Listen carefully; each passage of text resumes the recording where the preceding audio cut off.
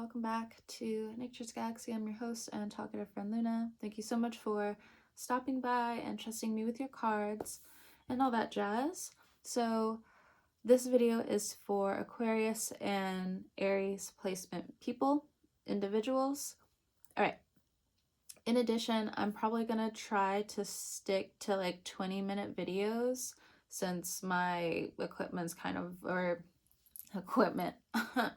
my device. Like I got a camera and everything. No.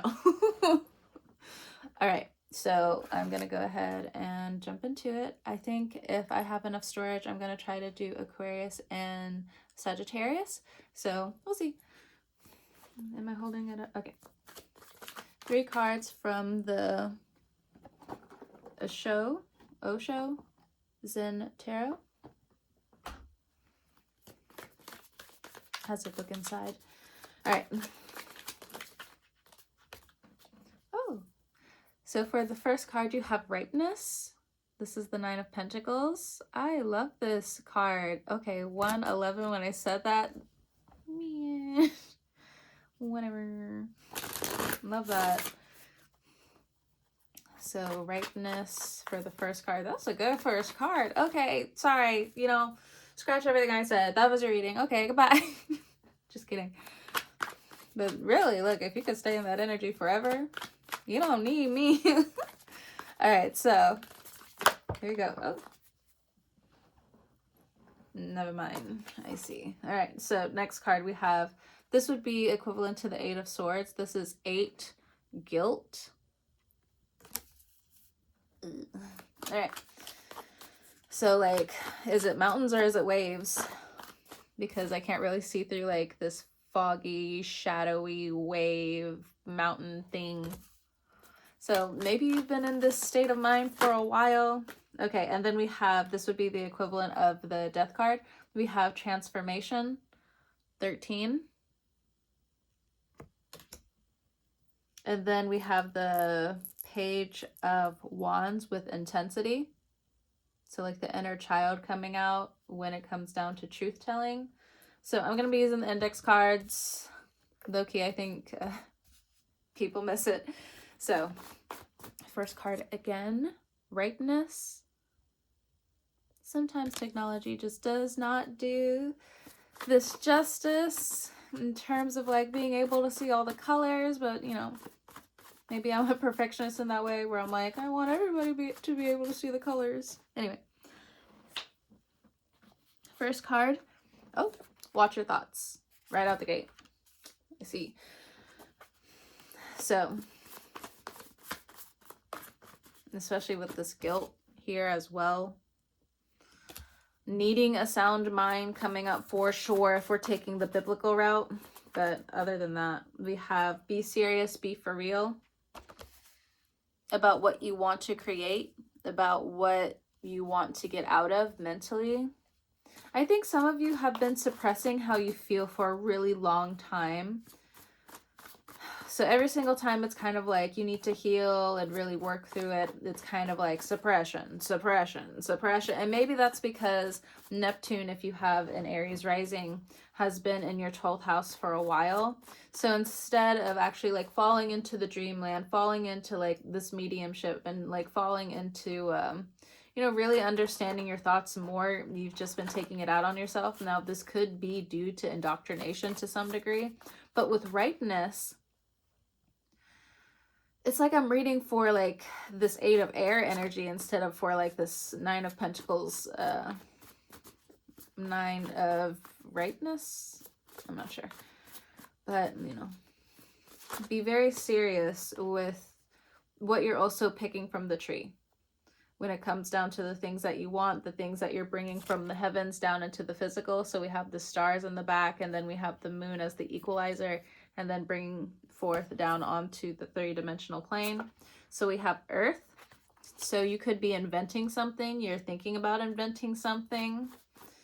You're thinking about upgrading certain things. You could have Earth in your chart. Taurus, Virgo, Capricorn. We have negative energy repel. You're also trying to repel energy that's way too serious. In the thought from what Earth or Earth life has done to like certain individuals, because it's just kind of, what I got was like, it's cramping your style. And I can feel it in my shoulders too. Oh my gosh.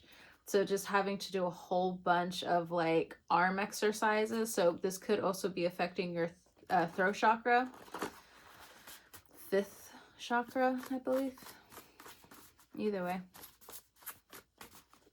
So working with, I almost said Pavlov, working with Maslow's hierarchy, like you're having to redo or re-look through some of that. Something about like the food pyramid. Do they still use that? I know like the tomato changed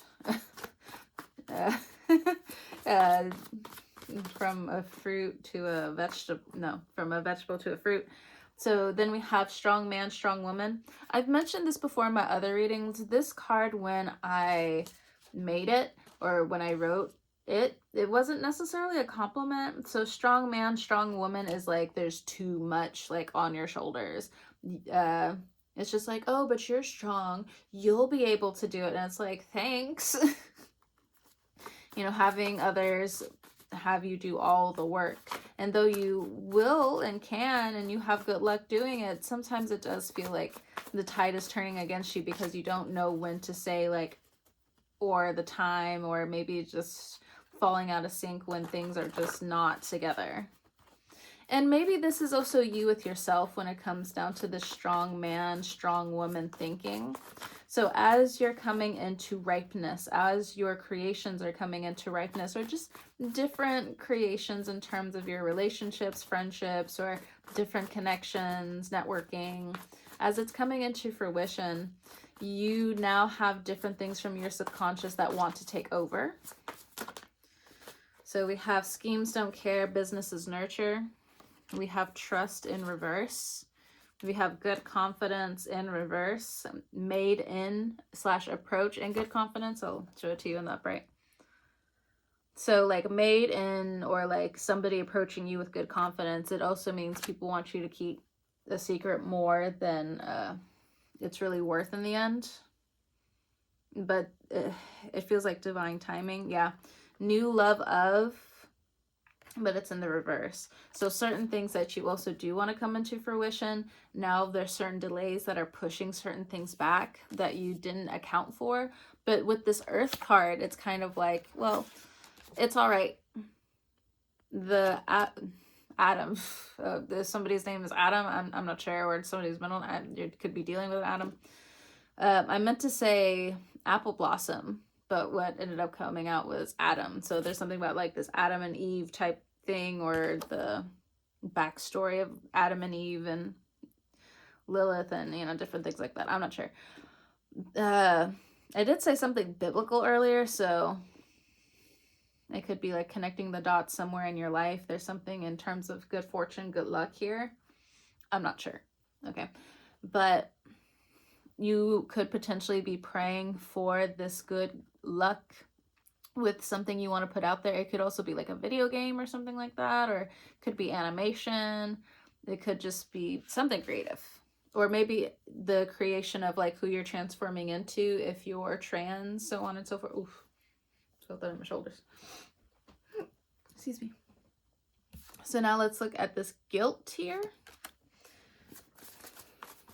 What is this guilt trying to tap in? We have transportation. So transportation hasn't been lovely. It's been chaotic. You've been having to ask for rides. You've been Ubering a lot, potentially for some of you. Or you just live in a city that doesn't, quote unquote, need public transportation or effective public transportation. We have health. So if you have been having some health issues, you're wondering if some people feel guilty about not being there for you. Oh my gosh. This has been a recurring message here or there. Karma writes itself sometimes. I'm sorry. But again, if you're dealing with health issues, people weren't there for you. They really gave you a hard time.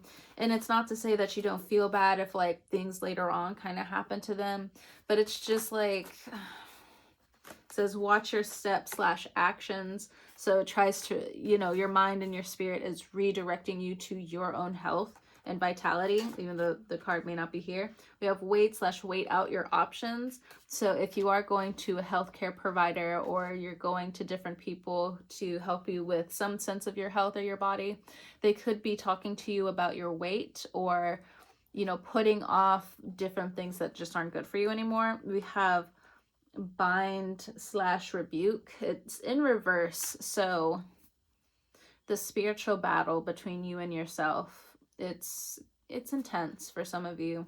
You're really trying to figure out where your spirit is in the spiritual world and why it's not connecting, and what happened back then to make it and you dissociate.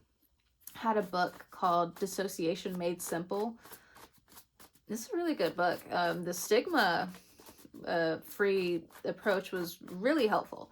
And it went into different cultural aspects as well when it comes down to dissociation. So if you have the means, if you have the times, if you have the little bit of coin in terms of like buying the book, or like buying it on one of the like audio books or something like that, try to look it up.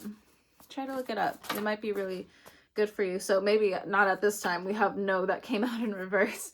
But and it was a no. There could be the health insurance may be rejecting you, or maybe insurance when it comes down to transportation isn't helping you at this time. You may feel like just situations are not trying to help you when you're trying to be independent, when you're trying to be there for you and yours. Let's get an affirmation for this to combat some of this harshness of life. Because there's just like a lot of pressure that's being put on the body. Okay, 2 cards. Every room I enter shifts in my favor. Okay. Everyone I desire desires me more. Okay, so if you weren't really necessarily feeling attractive, you know, slowly but surely, you're going to have a little bit of your spark come back. Now, it's also kind of like, don't let it go to your head only because look at this person. It's just, oh, they're going through it. So a certain level of honor, a certain level of, I don't want to say humility, because especially like when you have like physical injuries, it's just like 25/8. It's not even 24/7, it's 25/8. So it's just like the confirmation that's like, thanks, an avocado. Thanks. All right. Okay, and we also have ask for help. Don't be a jerk to yourself. So one day, some people may not be able to help you. Other days, people may be able to help you. So don't feel like you should lose your voice. Okay? People still want to help you. But also, I think this could be in terms of your mental health as well. Okay? So some of you may need to go ahead and, you know, find a therapist that can really help you detox your mind a little bit, get you out of your head a little bit. Okay? And then next we have transformation. Okay. Scorpio energy. Doesn't have to be.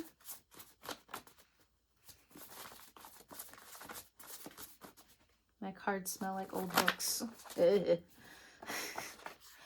So it says, I love you. So if you're involved with a Scorpio, they have this I love you energy. So this unconditional energy, undoing, new skill, relearning. Okay. Some Piscean energy coming through as well with the undoing card, new skill, relearning.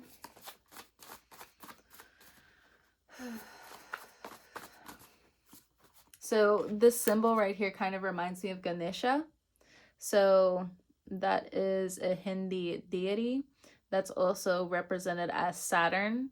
So there's a lot of different obstacles coming your way. So if that energy, Saturn energy, Ganesha is important or coming through at this point in time, it's very much like give gratitude to your obstacles, which is also giving gratitude to your body. Pop my neck on that one.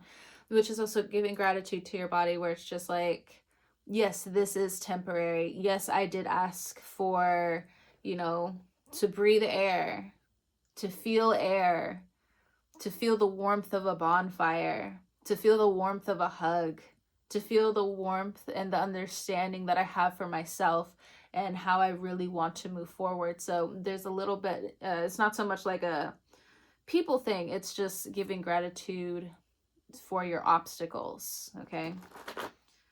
If you're not really tapped into that Saturnian energy, I can understand how like off-putting that is, but at the same time, it works. It definitely works. So almost like that Venus and or Mars energy in Pisces, where later on in life, they're the ones teaching us, where it's like, well, one day you're gonna look back and you're gonna be really thankful for all of the hard situations you had in your life, because how you transform who you were back then, who you're becoming, you will love all of it.